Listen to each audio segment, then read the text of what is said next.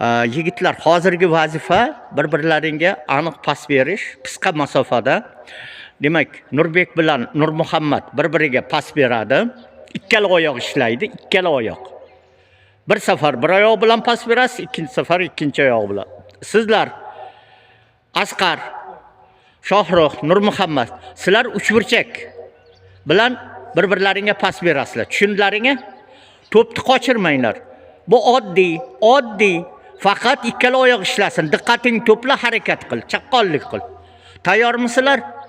Vazifani tushundilaringmi? Ikkala oyoq bilan qisqa masofada pas berasizlar bir-birlaringga. Nurmuhammad. Xayoling qayoqda? U yoqqa qarab nima deyapsan ularga? Nima deb tushuntirdim vazifani? Hozir nima qilar ekansan? Ayt. Nima qilishlaring kerak ekan? Bo'ldi, tayyorlandik, boshladik. Normalniy pas ber, tepib pas ber. Dumalatmasdan. Tepib pas ber to'pni. Ana shunday. Harakat qil. Harakat qil.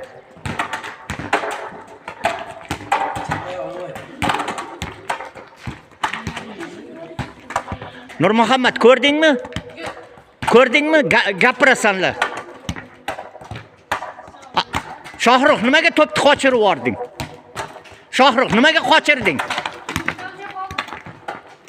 Qisqa masofalik pas. Ikkala oyoqlaring ishlamayapti. Ikkala oyog'ingda pas ber.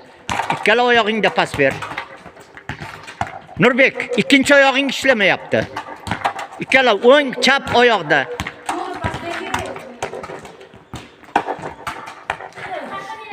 Shohruh, harakat qilmayapsan. To'pni qochirib yuboryapsan. Pas ber. Harakat qil. Ikkala oyog'ingni ishlat. Shohruh, faqat o'ng oyoqda ishlayapsan. Chap oyog'ingga ham ishlat. Ikkala oyoqda. Tepib pas ber, dumalatmasdan. Tepib pas ber. To'pni harakatida jon bo'lsin.